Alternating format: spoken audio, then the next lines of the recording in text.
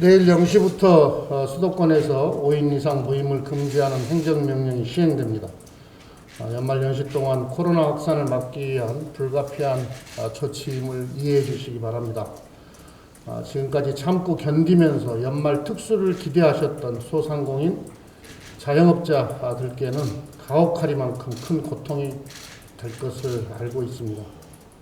하지만 모든 국민께서 합심해 지금의 확산세를 조속히 잡아야만 고통의 시간을 단축할 수 있습니다. 정부도 연말 방역 강화에 만전을 기해 주시기 바랍니다. 선제적 진단 검사, 병상 확보에도 차질이 없도록 해 주시기 바랍니다. 병상 확보에 협력해 주신 서울대병원, 삼성 서울병원 등 민간 병원들에게도 깊은 감사의 말씀을 드립니다. 저희 더불어민주당은 정부와 함께 코로나 극복을 위해 최선을 다하겠습니다. 오늘 행안부 복지부 장관 후보자를 시작으로 4명의 장관 후보자에 대한 인사청문회가 실시됩니다. 내일과 모레는 국토교통부, 여성가족부 장관 후보자에 대한 청문회가 각각 예정되어 있습니다. 엄혹한 코로나 시국에서 치러지는 인사청문회인 만큼 어느 때보다 충실한 청문회가 이루어지기를 기대합니다. 늘 되풀이되는 고질적인 신상털기나 흠집 내기 대신에 정책 역량에 집중하는 생산적 검증의 시간이 되었으면 좋겠습니다. 인사청문회가 국론 분열과 국민 혼란의 장이 되는 일은 없어야 합니다. 국가적 위기 속에서 국회의 역할과 책임이 무엇인지 환기해 주기를 요청드립니다. 국민을 대신해 후보자의 자질과 역량을 살피고 정책에 대한 가치관과 소신을 확인하는 성숙한 인사청문회가 되도록 야당에서도 협력해 주실 것을 요청합니다. 어제 우리 당은 국회의원의 이해충돌을 막는 국회법 개정안을 발의했습니다. 이해충돌방지법은 우리 정치의 낡은 관행을 바꾸는 중요한 개혁 과제입니다. 얼마 전에 박덕흠 의원이 피감기관으로부터 공사를 부정수주한 의혹 등으로 물의를 빚은 사건이 있었습니다. 어제 발의한 법안은 국회의원의 이해충돌을 사전에 방지하기 위해 임기 시작 전 3년간의 민간부문 활동 내역 제출을 의무화했습니다. 상임위 직무와 관련한 모든 영리, 이익 추구 행위도 금지했습니다. 국민은 국회의원에게 보다 엄격하고 투명한 기준을 요구합니다. 그러나 이해충돌 방지법은 8년째 국회의 문턱을 넘지 못했습니다. 19대, 20대 국회에서도 법안이 발의됐지만 모두 폐기됐습니다. 다행스럽게 국민의힘의 주호영 원내대표께서도 지난 9월에 이해충돌 방지를 위한 입법이 필요하다는 뜻을 밝혀주신 바 있습니다. 국회가 국민의 눈높이에 맞게 스스로 변하는 모습을 보일 때 우리 정치는 국민의 지지와 신뢰를 얻게 될 것입니다. 저희 더불어민주당은 정기국회에서 마무리하지 못한 기묘한 법안들과 함께 이해충돌 방지 법안의 논의에도 속도를 내겠다는 말씀을 드립니다. 한 가지만 더 말씀드리겠습니다. 어제 저는 코로나 극복을 위하여 공정한 보도를 언론에 간곡히 요청한 바 있습니다. 그런데 어저께 모 언론사에서 제가 보기에는 아주 이상한 통계로 K방역을 조롱하는 유감스러운 기사가 보도돼서 한 말씀 드리겠습니다. 어제 한 언론이 한국 방역 구멍 뚫리며 세계 최고 수준 K방역의 치욕이라는 제하의 기사를 보도하면서 그 근거로 최근 한 달여간 주요 국가별 코로나19 관련 지표 증감률이라는 통계표를 실었습니다.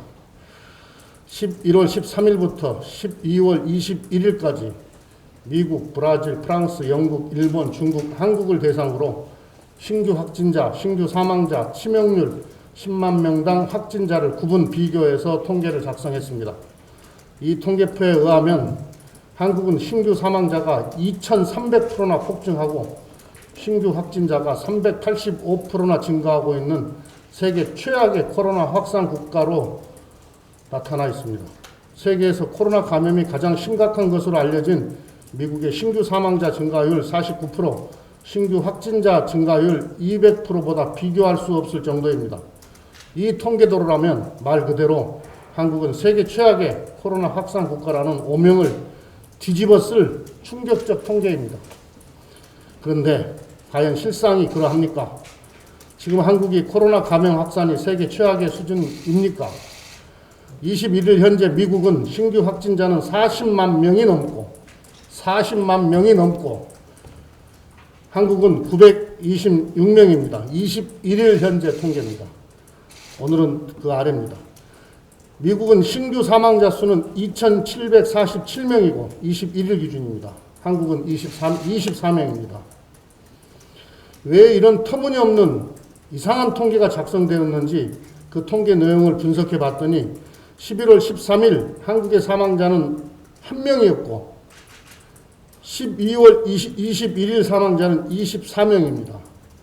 그 사이 사망자가 23명이 늘었으니 사망률이 2300% 증가했다는 것입니다. 이게 통계 맞습니까?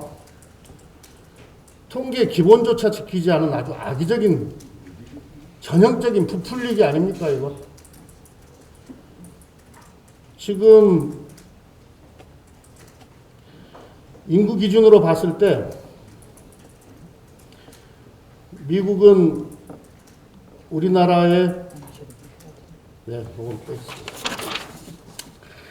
또 이 같은 신문은 같은 기간에 10만 명당 확진자 수 증가율이 우리나라는 80%로 71%인 미국보다 높아서 세계 최악 수준이다. 이렇게 보도를 합니다. 10만 명당 확진자 수가 11월 13일 3,076명에서 12월 21일 5,261명으로 증가한 미국과 같은 기간에 54명에서 98명으로 증가한 한국이 비교 대상이 됩니까? 두 자리 숫자와 네 자리 수라는 숫자 단위를 무시하고 단순히 백분율로 환산해서 단순 비교하는 것이 이게 어떤 목적으로 이런 통계를 만들어서 이런 자극적인 제목의 기사를 보도하는지 저는 아무리 봐도 이해가 안 갑니다. 이건 기본이 안 지켜진 통계 아닙니까? 그렇게 해서 K 방역을 조롱하고 정부의 방역이 실패했다고 낙인 찍어서 정부와 국민 사이의 신뢰를 흔들고 이렇게 만드는 것이 언론의 목적인지 도무지 이해를 할 수가 없습니다. 전형적인 혹세 무민형 보도 행태 아닙니까?